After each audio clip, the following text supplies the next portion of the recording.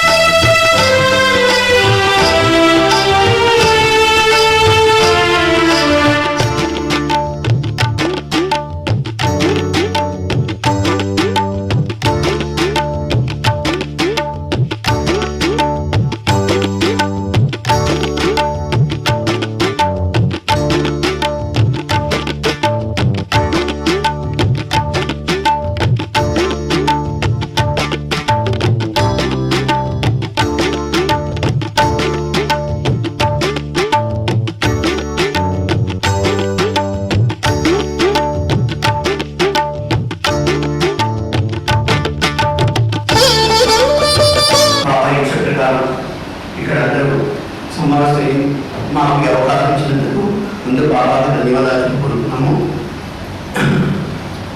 రెండోది మచిలీపట్నం సైన్స్ గురించి క్లుప్తంగా 2 విషయాలు చెప్తాను. 1954లో బాబాయ్ కూర్చుని సైన్స్ ఓపెన్ చేశారు. ఆయన ఏ కుర్చీలో బాబా ఫోటో పెట్టి హాత్ ఇచ్చారో ఆ కుర్చీ మాకు జ్ఞాపకంగా దొరికింది. దాన్ని అక్కడ పెట్టుకున్నాము.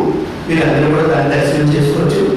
రెండోది ఈ సెంటర్ ఓపెన్ చేసిన తర్వాత అప్పటి నుంచి ఇప్పుడు దాకా బాబా దైవాల ప్రతి విషయంలో కూడా మేము బాబా ఫోటోతో ముందుకు సాగుతూనే ఉన్నాము. ఇవాళ ఒక రీజనల్ వీడియో ఇక్కడ అరేంజ్ చేస్తానికి నిజంగా ఇది మా అదృష్టాన్ని భావిస్తున్నాము. మీ అందరికీ ఇంకొకసారి స్వాగతం పలుకుతూ అవకాశం మీదే బాబా ఈ జై వేదికకి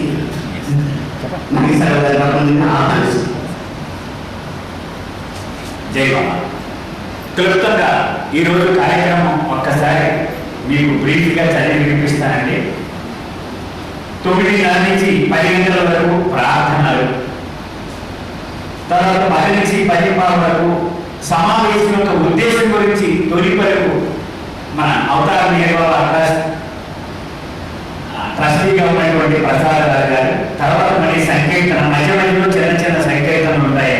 తర్వాత బాబా సెంటర్ నిర్వహణకు సంబంధించి బాబాయే స్వయంగా 10 సూత్రాలు ఎలా నేను నెనపడని చెప్పారు, అది తెలుసుకుంటారు మనం. తర్వాత సంకీర్తన మళ్ళీ తన కార్య నిర్వహణలో పాల్గొనే కార్యకర్తలకు బాబా ఇచ్చిన ఆదేశాలు, అంటే మన ఇష్టాల కంటే ముందు ఆయన ఏం చెప్పారు అది తెలుసుకుంటాను. తర్వాత మళ్ళీ మధ్య మధ్యలో 15 నిమిషాల సంకీర్తన ఉంటుంది. మెహరాబాద్ ప్రాముఖ్యతను తెలియజేయడానికి ప్రత్యేకంగా ఒక ఫిల్మ్ తయారు చేయడం జరిగింది. అది సోదరుడు రామకృష్ణయ్య గారు ఇక్కడికి రాలేకపోయినా ఆయన వ్యాఖ్యానంతో కలిసి మనందరికీ అది ప్రదర్శించడం కోసం బాగా అవకాశం ఇచ్చారు, అది చూపించడం జరుగుతుంది. ఆ తర్వాత ట్రస్ట్ గురించిన తాజా సమాచారం, అంతేకాకుండా మెహరాబాద్లో ట్రస్ట్ నిర్వహించిన అనేక కార్యక్రమాల్లో మనం ఎలా భాగస్వామి కాగలము, ఈ విషయం మీద రాజుగారు రాజేంద్ర మెహర్ గారు ప్రత్యేకమైనటువంటి మనకు ఆ సందేశం మనకి ఇస్తారు. తర్వాత 1:10 నుంచి 2 గంటల వరకు భోజన విరామం ఉంటుంది. ఆ విరామం నుంచి వచ్చిన తర్వాత 45 నిమిషాల పాటు బాబా సెంటర్ నిర్వహించేటప్పుడు ఆర్థిక విషయాల గురించి ఎలాంటి జాగ్రత్తలు తీసుకోవాలి దీన్ని రాజేంద్ర మెహర్ గారు మనందరికీ తెలియజేస్తారు. ఆ ఆఖరణ అతి ముఖ్యమైనటువంటి కార్యక్రమం సెంటర్ల దైనందిన నిర్వహణలో కార్యవర్గం ఎదుర్కొనేటువంటి ప్రాక్టికల్ ప్రాబ్లమ్స్ మీద చర్చ. అందరూ దీంట్లో పాల్గొనవచ్చు. దీన్ని ప్రసాద్ రాజు గారు రాజేంద్ర మెహర్ గారు తగినటువంటి పరిష్కారాలను సూచిస్తారు. ఇది క్లుప్తంగా ఈరోజు మన కార్యక్రమం. మొట్టమొదటిగా ప్రార్థనలు నమో మెహర్ బాబాతో మొదలవుతాయి, సంకీర్తనలు. జై బాబా.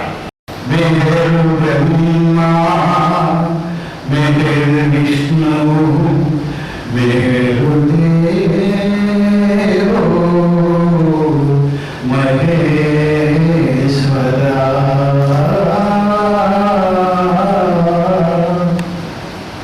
మేరు సాక్షాత్ పరబ్రహ్మ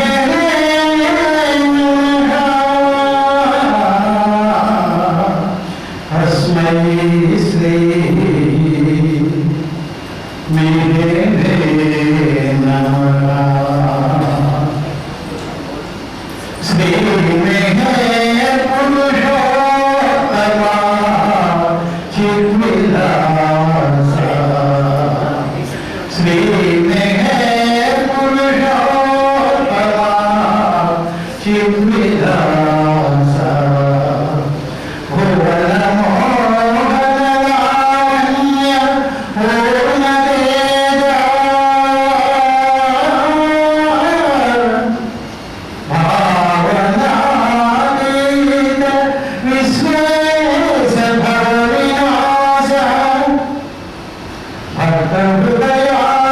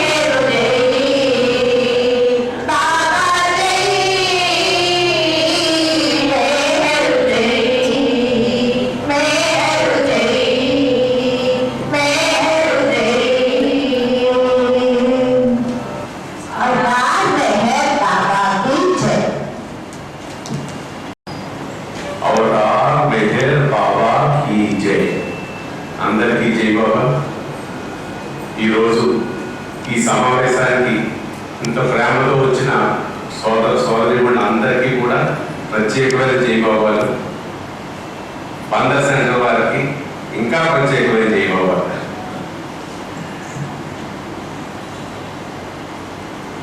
ఈరోజు ఈ కార్యక్రమం ఎందుకు పెట్టుకోవాల్సి వస్తుంది మనం అంటే, మారుతున్న కాలానుగుణంగా మారుతున్న గవర్నమెంట్ యొక్క రూల్స్ ప్రకారం మన సెంటర్ని మనం ఇంకా ఏ విధంగా నడుపుకోవాలి అంటే, లీగల్ యాంగిల్లో కానీ మిగతా విషయాల్లో కానీ మనం ఇంకా ఎంత పకడ్బందీగా ఉండాలి అన్నది ఒక విషయం. బాబా నామ ప్రచారం ఎంత ప్రేమతో మనం చేయాలి అన్నది ఒక విషయం. ఇక ఎక్కడా లేనిది ప్రపంచంలో ఎక్కడ బాబా ఇవ్వలేదు. ఒక్క ఆంధ్రప్రదేశ్ అంటే, మన ఆంధ్రప్రదేశ్ అంటే 2 రాష్ట్రాలు కలిపి మన ఆంధ్రప్రదేశ్ అనుకుందాం. అంటే అప్పట్లో అదే మీ అందరికీ తెలిసిన విషయం, అసలు ఆంధ్రప్రదేశ్ అన్న స్టేటే లేదు. బాబా ఎప్పుడైతే చెప్పిన రోజు నాటికి ఆంధ్రప్రదేశ్ స్టేట్ నిజాం ప్రభుత్వం మద్రాసు గవర్నమెంట్ కింద ఉండేది. కానీ ఆ రోజుల్లోనే బాబా ఆంధ్రులు అందరూ ఉద్దేశించి, ఆంధ్రులు అంటే తెలుగు మాట్లాడే వాళ్ళందరినీ ఉద్దేశించి ఆంధ్ర సెంట్రల్గా నామకరణం బాబా చేశారు. చేసి బాబా ఏమన్నారంటే, ఆయన ట్రస్ట్ వ్యవహారాలన్నింటినీ కూడా జరిగే కరస్పాండెన్స్ కానీ అన్నింటినీ కూడా తెలుగులో తర్జుమా చేయడానికి, అలాగే ఇక్కడ సెంట్రల్ అందరినీ కోఆర్డినేట్ చేసుకుని ట్రస్ట్ తోటి అనుబంధం ఏర్పాటు చేయడానికని ఈ ఆంధ్ర సెంటర్ అన్న దాన్ని బాబా స్థాపించమని చెప్పడం జరిగింది. అందుచేత మరి మనం ట్రస్టుతో ఏ విధంగా అవతార్ మెహర్ బాబా పీపీసీ ట్రస్ట్తో ఏ విధంగా అనుబంధాన్ని మనం పెంచుకోవాలి, ఏ విధంగా అనుబంధ వ్యవస్థగా మనం ఏ విధంగా ముందు రోజుల్లో ఇంకా చేసుకోవాలి, కార్యక్రమాలు చేసుకోవాలి అన్న విషయాల మీద ఇవాళ మనందరూ చర్చించడానికి ఇవాళ కార్యక్రమం ఏర్పాటు చేయడం జరిగింది. అందరికీ కూడా మరి ఈ కార్యక్రమం సాయంకాలం 4 గంటల దాకా ఇందులో మధ్యాహ్నం సెషన్లో మన సెంటర్ల యొక్క వ్యవహారాలు కానీ మనకి ఉన్న ఎటువంటి అనుమానాలు కానీ ఏ విధంగా నడుపుకోవాలి ఒక డిస్కషన్ లాగా అందరూ మనం కూర్చొని మాట్లాడుకుందాం. అందులో మరి మన సొంత అభిప్రాయం కాకుండా ఆ విషయం మీద బాబా ఏం చెప్పారు అన్న దాని మీద మన నాగేశ్వరరావు గారు, రాజేంద్ర మేర గారు, సుబ్బలక్ష్మి గారు అందరూ కూడా మనకి వివరిస్తారు. మరి తర్వాత కార్యక్రమాన్ని కంటిన్యూ చేయవలసిందిగా తోట నాగేశ్వరరావు గారిని కోరుతున్నాను. జై బాబా. మొట్టమొదటిగానే మనం చెప్పుకున్నామండి, మన అభిప్రాయాలు పంచుకోవడం అనేటువంటిది మధ్యాహ్నం కార్యక్రమం, బాబా యొక్క అభిప్రాయాలు పంచుకోవడం అనేది మార్నింగ్ కార్యక్రమం కదా. అయితే నాకంటే చాలా అద్భుతంగా మాట్లాడగలిగిన వాళ్ళు అనేక మంది ఉన్నాయి కదా. కానీ తొలి నుంచి ఈ కార్యక్రమంతో నేను ఒక భాగంగా ఉన్నాను కాబట్టి ఆ బాధ్యత నాకు అప్పగించారు. అంతేకాని నాకంటే బాగా మాట్లాడే వాళ్ళు చాలా మంది ఉన్నారు. మొట్టమొదట బాబా సెంటర్ నిర్వహణకు సంబంధించి బాబా 10 సూత్రాలు ఇచ్చారు. నా ఇల్లు నా ఇష్టం, మీ ఇల్లు మీ ఇష్టం, కానీ సెంటర్ అంటే బాబాయ్ ఆయన ఇష్టం అని. సో ఆయన చెప్పాడు, నా ఇల్లు మీరు ఇలా నడపాలి అని ఆయన చెప్పిన విషయం అది తెలుసుకుంటారు ముందు.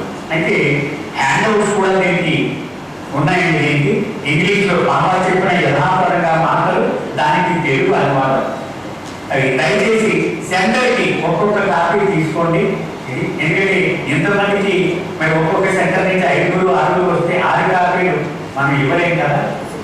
దయచేసి మీకు పంచుతారు, తర్వాత చదువుకుంటారు. కానీ ముందు వినండి, నేను దాన్ని తెలుగులోనే చెప్తాను. నేను ఈ కాపీ మాత్రం సెంటర్కి ఒక్కొక్కటి చొప్పున తీసుకోండి. బాబా స్వయంగా చెప్పిన విషయం మొట్టమొదటి పాయింట్ అంటే 10 పాయింట్లు మొత్తం. ప్రతి సెంటర్ కూడా పేరు ఎలా ఉండాలి ఆయనే చెప్పారు. మన ఇష్టం వచ్చినట్టు ఏదో ఆధ్యాత్మిక మండలి, ఏదో సమితి ఇలాంటివి ఆయన ఒప్పుకోలేదు. ఆయన ఏం చెప్పారంటే సంబంధిత ఊరి పేరుతో ఎలా ఉండాలో చెప్పారు. అవతార్ మెహర్ బాబా మచిలీపట్నం కేంద్రం సెంటర్. అవతార మెహర్ బాబా ఆ ఊరి పేరు, తర్వాత అడ్రస్ వస్తుంది. అవతార మెహర్ బాబా కాకినాడ సెంటర్, అవతార మెహర్ బాబా ఏలూరు సెంటర్, అవతార మెహర్ బాబా చెల్లపల్లి సెంటర్. ఇలా ఉండాలి సెంటర్ పేరు అని మనము మన పెద్దల గురించి చెప్పింది కదా, బాబా చెప్పిన మాట అంచేత అది మొట్టమొదటి విషయం. పేరు కూడా ఎలా ఉండాలి అని చెప్పేశారు. ఇక రెండవది, కులంతో కానీ మతంతో కానీ ఇతర ఇతిహాసం దేనితోనైనా కానీ సంబంధం లేకుండా అందరికీ ప్రవేశం ఉండాలి. ఎంత స్పష్టంగా చెప్పారు బాబా. అంటే నువ్వు ఫలానా మతంకి చెందినవాడు కాబట్టి నీ లేదు ప్రవేశం అన్నానికి మనకి హక్కు లేదు అని చెప్తున్నారు. అంటే మనం ఏదైనా చేస్తే వికారం, అంతేగాని ఆయన చెప్పిన విషయం కాదు. ఆయన స్పష్టంగా చెప్పారు, ఎవరికైనా సరే ఏ తారతమ్యము లేకుండా అందరికీ ప్రవేశము ఉండి తీరాలి. నువ్వు ఫలానా కాబట్టి నీకు ఇక్కడ ప్రవేశం లేదు అంటే అది బాబా ఇష్టానికి విరుద్ధము. రెండవ పాయింట్. అంటే మనం ఎవరైనా గవర్నమెంట్ రాకూడదని వ్యాధించి అంటే ఇది చూసుకోవాలని మన లక్షలు కొడుతూ ఉంటుంది. ఆయన ఒప్పుకోలేదు. ఎవరికైనా సరే నీకు ఇష్టం ఉన్నా లేకపోయినా, నీకు కష్టం కలిగినా వారికి మాత్రం తక్కువ ఉంటుంది. ఇది బాబా ఇచ్చారు. ఇక మూడో విషయం, ప్రతి సెంటర్లోనూ తప్పనిసరిగా మెహర్ బాబాకి సంబంధించిన పుస్తకాలు, సాహిత్యము ఉండి తీరాలి. అంటే మనం సాహిత్యం లేదు కాదు, మనకి ఎవరు చదువుకునేవాడు అక్కర్లేదు, అది లేదు, ఇంకా హక్కు లేదని చెప్తున్నాడు. తప్పనిసరిగా ఉండి తీరవలసింది. ఎవరో కూడా వచ్చి ఎవరు గార్ఫీ చూస్తారంటే మా సెంటర్లో అలాంటి పుస్తకాలు ఏమి ఉండవండి అంటే మీ ఎగ్జిస్టెన్సే కుదరదు. ఇవన్నీ మనకి కాన్స్టిట్యూషనల్ డాక్యుమెంట్ అన్నమాట. ఒక సెంటర్ నిర్వహించాలంటే బాబా సాహిత్యము, పుస్తకాలు తప్పనిసరిగా బాగా అండర్లైన్ చేశారు, తప్పనిసరిగా ఉండి తీరాలి. అలాగే సెంటర్లో ఎలాంటి చర్చలు జరగాలో కూడా అది కూడా చెప్పారు బాబా. ఆత్మకు సంబంధించిన విషయాలు, అలాగే ఒకరి అనుభవాలు ఒకరు పంచుకునే విషయాలు, ఈ అన్నిటినీ బాబా సాహిత్యం ఆధారంగా ఉండాలి. దాన్ని వదిలేసి నాకు ఎలా అనిపించిందని అంటే ఆ చర్చ కుదరదు. బాబా సాహిత్యాన్ని బేస్ చేసుకుని చెప్పాలి. అది చాలా ప్రధానమైన విషయము. అంచేతే క్షేమకరమైన విషయం ఏంటంటే బాబా పుస్తకం పట్టుకొని దాన్ని పట్టుకుని వెళుతూ ఉంటే అద్భుతంగా ఉంటున్నారు, ప్రమాదం ఉంటుంది అక్కడ. నేను ఒకప్పుడు ఉపన్యాసం నేను గంటల తరబడి ఇచ్చేసే కంటే ఒక పుస్తకం పట్టుకొని చెబితే చాలా భద్రంగా ఉంటుంది. ఎందుకని ఆయన చేయి పట్టుకుని నడిచినట్టే కదా. ఆయన పుస్తకం పట్టుకుని వెళితే క్షేమంగా ఆయన చేయి పట్టుకుని వెళ్తున్నట్టు లెక్క. అంచేత సెంటర్లో జరిగేటువంటి అన్ని చర్చలకు ఆధారం ఏమై ఉండాలి? నా సాహిత్యం, నా గ్రంథం, అదే ఆధారంగా ఉండాలి. ఇంకా సెంటర్ ఆధ్వర్యంలో పూర్తిగా ఆధ్యాత్మిక పరమైన విషయాల మీద చర్చలు, ఉపన్యాసాలు, ప్రసంగాలు ఏర్పాటు చేసుకుంటూ ఉండాలి. ప్రతి సమావేశము కూడా బాబాకు హారతి పాటతో ముగియాలి. బాబా కోరింది అంత మనం సొంత ఊహలేమి చూసారు. ఆయన చెప్పేటువంటి విషయం ఆధ్యాత్మిక పరమైన విషయాలనేది. అంటే ఉదాహరణ చెప్తా, కాకినాడ సెంటర్లో ఆ మధ్యన ఒక ముగ్గురు వచ్చారు మేధావులు. వారు పర్సనాలిటీ డెవలప్మెంట్ అనేటువంటి కార్యక్రమం చేస్తా ఉంటే చాలా పాపులర్, చాలా సక్సెస్ అవుతుంది. అంటే మీ సెంటర్ మాకు వెన్నుగా వాడుకోవచ్చా, మీ కార్యక్రమం లేనప్పుడు అన్న ఇరుగు ఇది చూస్తే మాకు రక్షణలు కొట్టేది. ఆధ్యాత్మిక విషయాల మీద చర్చలు, ఉపన్యాసములకు పరిమితులు కానీ మిగిలిన విషయాల మీద పర్మిషన్ లేదు అని బాబా చెప్తున్నారు. ఇంకా ప్రతి కార్యక్రమం మెహర్ బాబా మీద ఆరతి పాటతో ముగియాలి. ఇంకా బాబా అంటున్నారు అక్కడితో ఆ ఆరతి గీతాన్ని స్థానిక భాషలోనే పాడాలి. ఇప్పుడు ఎంత స్ట్రిక్ట్ గా బాబా చెప్తున్నారు. ఎందుకని కర్మకాండ అంటే ఏమిటి అర్థం తెలియకుండా మనం ఇమిటేట్ చేసుకుంటూ పోవడం కర్మకాండ. స్థానిక భాషలో కాకపోతే పూజారి ఆరాధనని పడేస్తున్నాం అనుకోండి, ఎవరో కొత్త వాళ్ళు వస్తారు, ఏమిటి కూడా వస్తాయి, ఏమిటి జరుగుతుంది అని అడుగుతాడు. ఎందుకంటే వాడికి తెలియదు కదా. అందుకని బాబా ఇప్పుడు స్థానిక భాషలో ఒక చోట ప్రజాదర్శనం జరుగుతోంది ఏదో రాష్ట్రంలో, అక్కడ హిందీ కాదు మాతృభాష, ఇలా పాట ఎత్తుకుంటారు. బాబా అన్నారు, లోకల్ భాషలో ఏమి ఆదతలు లేవా అని అడిగారు. అలాగే ప్రార్థన ఇంగ్లీష్లో చేస్తుంటే స్థానిక భాషలో అనువాదం చేయలేదా? ఎందుకని? దాని అర్థం చేయకపోతే అది కర్మకాండ అయిపోయే ప్రమాదం ఉంది. అందుచేత ప్రజల్లోకి వెళ్ళినప్పుడు మనం తెలుగు అనుకోవడం, తెలుగు ఆహారతే పాఠం మంచిది, దేవాలయ దేవ. అందుకని ఇక్కడ కొంచెం పాడుకోవచ్చు, మన నలుగురు కాబట్టి. అక్కడికి వెళితే మరి కష్టం కదా. అంచేత సెంటర్ సమావేశాల్లో అందరూ పాల్గొంటారు కాబట్టి స్థానిక భాషలోనే ఆ ఆరతిపాట ఉండాలి. ఇంకా బాబా అంటున్నారు, సెంటర్లో జరిగే ఏ కార్యక్రమానికైనా సరే అధ్యక్షుడు కూడా ప్రెసిడెంట్ అంటాం మనం. బయట ప్రపంచంలో జరిగే మీరు ప్రెసిడెంట్ చేస్తారు. ఇవాళ ప్రెసిడెంట్ ఎవరు విడిగా ఉండకూడదు. మెహర్ బాబా ఫోటో ఆ అధ్యక్ష స్థానంలో ఉన్నట్టు భావించి కార్యక్రమాన్ని నిర్వహించాలి. అందుకని మనం ఏమంటాం, నిర్వాహకుడు, కండక్టెడ్ బై అంటాం. అందుకని ప్రెసిడెంట్ ఎవరు నమ్ముకుంటూ మైకి నుంచుంటాడు, మీరు తర్వాత అని చెప్పడమే తప్ప వారికి ఏమి సొంతమైనటువంటి అధ్యక్ష స్థానం లేదు. మెహర్ బాబా ఫోటో మాత్రమే అధ్యక్ష స్థానము.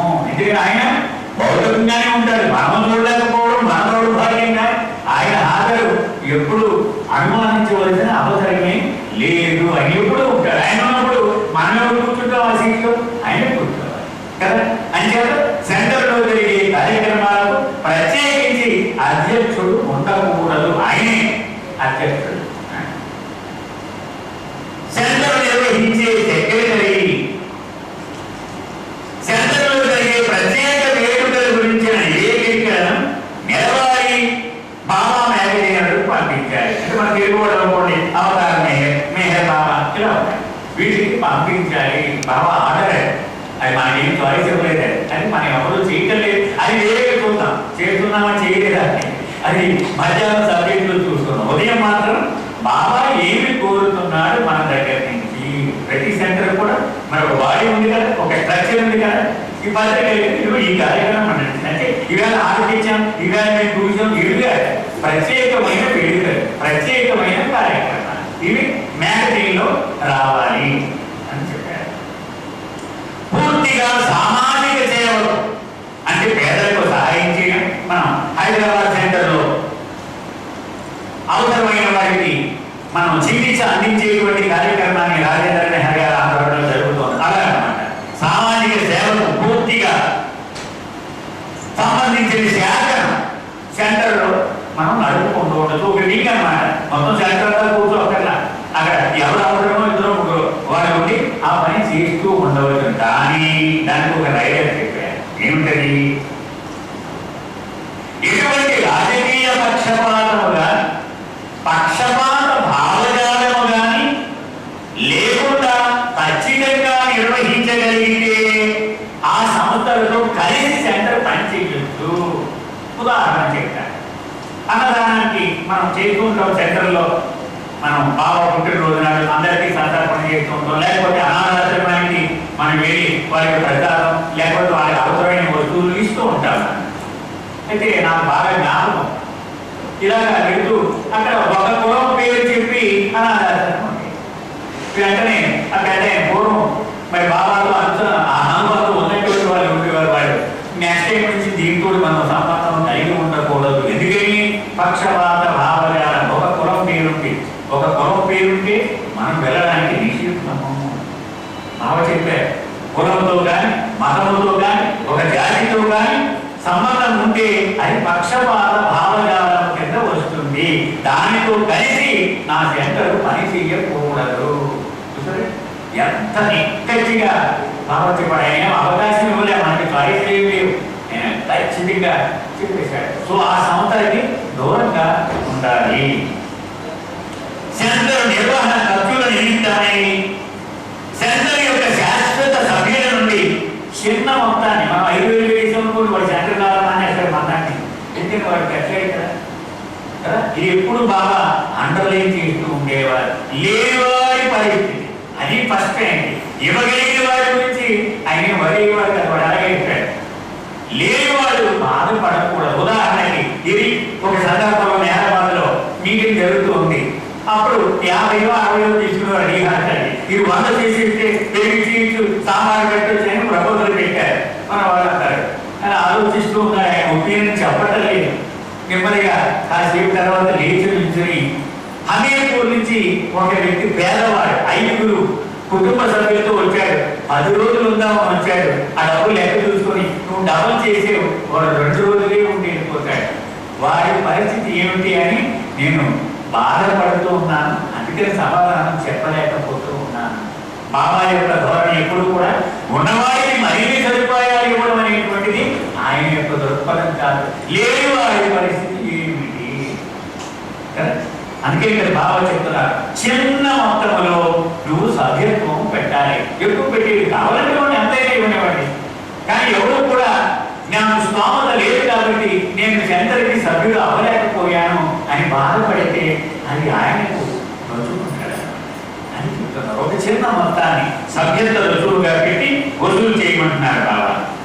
అయితే 6 నెలలకు ఒకసారి జమాఖర్చుల వివరాలను సెంటర్ నిర్వాహకులకు సమర్పించవలను. ట్రెజరర్ ఉంటాడు, ఖర్చు పెట్టేస్తాడు. ఆయన చూద్దాం తర్వాత ఏడాదికి ఒకసారి అంటే కుదరదంటాడు ఆయన.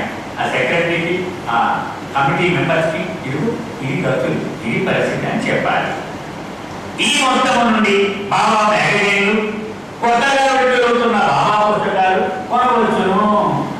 ఆయన డబ్బులు కూడా ఎలా వాడాలో కూడా బాబా చెప్తున్నారు. ఎందుకంటే సెంటర్ ఎగ్జిస్టెన్సే బాబా పని, బాబా సాహిత్యం. ఈ 2 మనం మర్చిపోకూడదు. 7 గంటలకి ప్రార్థనకి సెంటర్ అయితే ఎంత బిల్డింగ్ అంటూ చేసుకోవాలని 7 గంటల ప్రార్థన ఏమంటే మనం బాబా ఆరాధించుకోలేమా? బాబా పని చేయాలి, బాబా సాహిత్యాన్ని 10 మందికి పంచాలి. ఈ 2 అతి ప్రధానమైన విషయాలు ఒక సెంటర్ ఎగ్జిస్టెన్స్ కి. ఇంకా ప్రతి సెంటరు మిషన్ బాబా సందేశాలను వ్యాప్తి చేయడానికి శక్తివంచన లేకుండా ప్రయత్నించాలి. నా కెపాసిటీ 1000 రూపాయలు అనుకోండి, ఆ 1000 రూపాయలకి సరిపడం ఏం చేయాలి కదా. నా కెపాసిటీ 1,00,000 రూపాయలు అనుకోండి, 1,00,000 రూపాయలకి సరిపడా శక్తి వంచన లేకుండా ఉన్నారు. నా శక్తిని దాచేసుకోకూడదు. నేను ఆఖరి కొట్టు వరకు ఖర్చు పెట్టాలి కదా.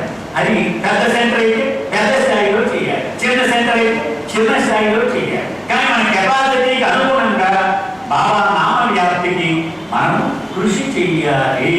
ఇది చేయకపోతే మన సెంటర్ యొక్క అస్తిత్వం ప్రశ్నార్థకము. ఎందుకు సెంటర్?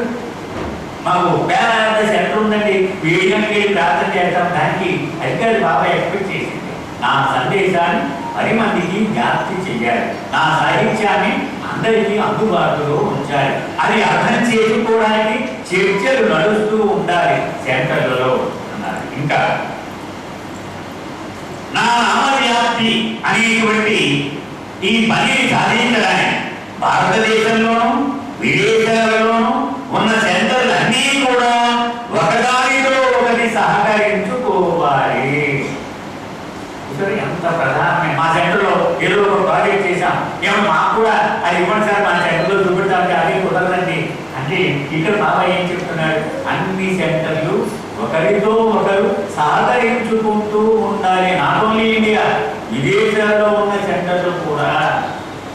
బాగా డబ్బున్నటువంటి సెంటర్ ఉంటుంది, వాళ్ళ మీద బోర్డు ఫోటోలు లిటరేచర్ ఉంటాయి. ఒక చిన్న సెంటర్ పాపం వాడు ఆర్థిక స్తోమత లేని వాళ్ళు ఉంటారు. ఏమన్నా మా సహవాసుని ఒక 100 పుస్తకాలు 100 ఫోటోలు ఇవ్వని అంటే మాకు కుదరదండి అంటే ఆయన ఇచ్చేది వ్యతిరేకము. సెంటర్లలో జరిగే వేడుకలలో ఎటువంటి సంప్రదాయాలకు కానీ కర్మకాండకు కానీ తాము ఉండకూడదు. చాలా కరాఖండిగా చెప్పేసాడే, మన ఇష్టానికి వదిలేదు. ఎవరు బాబా సెంటర్లో నేను కొబ్బరిగా కొడతాను, నేను ఆరోపిస్తాను, ఏమిటి నష్టము కదా. ఇది మనం మొట్టమొదటి చెప్పుకున్నాం, నా ఇల్లు నా ఇష్టం, బాబా ఇల్లు ఆయన ఇష్టం. ఖచ్చితంగా చెప్పేశాడు ఆయన 10 పాయింట్ ఇవిగా నా ఇల్లు నువ్వు నిర్వహించాలంటే ఇలా చెయ్యి. ఖచ్చితంగా కర్మకాండం నాకు ఇష్టమైన కర్మకాండం నా ఇంట్లో చేసుకోవాలి. ఇక్కడ సెంటర్ అనగానే ఆయన ఇష్టమే నెరవేరాలి. ఇది బాబా క్లుప్తంగా ఈ 10 సెంటర్ల గురించి చెప్పారు. అయితే ఒక పాయింట్ మర్చిపోయాను నేను. ప్రతి సెంటర్లోనూ కనీసం ఒక పెద్ద బాబా ఫోటో ఉంటాయి. దానికి తగినట్టుగా ప్రేమ కట్టించి ప్రముఖ స్థానంలో మోస్ట్ ఇంపార్టెంట్ అన్నమాట. అయితే ఫోటో అని చెప్పారు బాబా, విగ్రహము అని చెప్పలేదు అని కూడా చర్చ నడిచింది కదా. Photo 100% guarantee. ఆయన చూడగానే హాయిగా బాబా కనపడేస్తారు. నేను విగ్రహం బాగా చేయొచ్చు, బాగా చేయకపోవచ్చు, మనకు తెలియదు, గ్యారంటీ. బట్ ఫోటో మాత్రం 100% యాజ్ ఇట్ ఈజ్గా వచ్చేస్తుంది అని చెప్పి బాబా ఫోటో అని మాట్లాడారు. ఇది సార్ బాబా సెంటర్ నిర్వహణ నిమిత్తమై 5 పాయింట్లు చెప్పారు. ఇది బహుశా ప్రతి సెంటర్లోనూ కూడా ఒక కాపీ ఒకటి మనం పెట్టుకొని ఉంచాలి. ఎందుకంటే మనం తప్పు చేస్తే మరొక సభ్యుడు చెప్తారు, ఇది ఎలా ఉంది కదా, మనం తప్పు చేస్తున్నాం కదా అని అడిగేటువంటి పరిస్థితి కూడా మనకు ఉంటుంది. మనకి ఇచ్చే అవతార్ మెహర్ బాబా की जय. వినోయి ప్రేమిక తరించే దారిరా, వినోయి ప్రేమిక తరించే దారిరా, కార్యకర్తలకు బాబా శాశ్వత సూచనలురా, కార్యకర్తలకు బాబా శాశ్వత సూచనలురా, వినోయి ప్రేమిక తరించే దారిరా, కార్యకర్తలకు బాబా శాశ్వత సూచనలురా, కార్యకర్తలకు బాబా శాశ్వత సూచనలురా.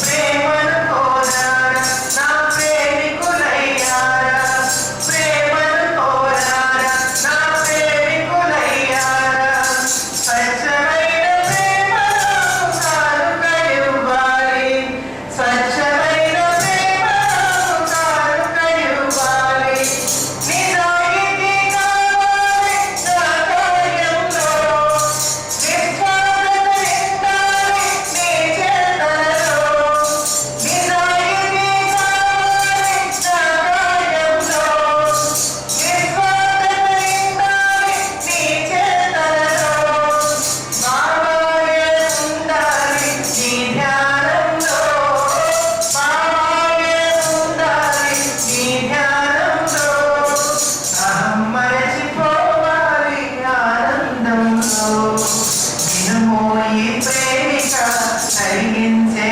దారిరా, కార్యకర్తలకు బాబా శాశ్వత సూచనలురా, కార్యకర్తలకు బాబా శాశ్వత సూచనలురా.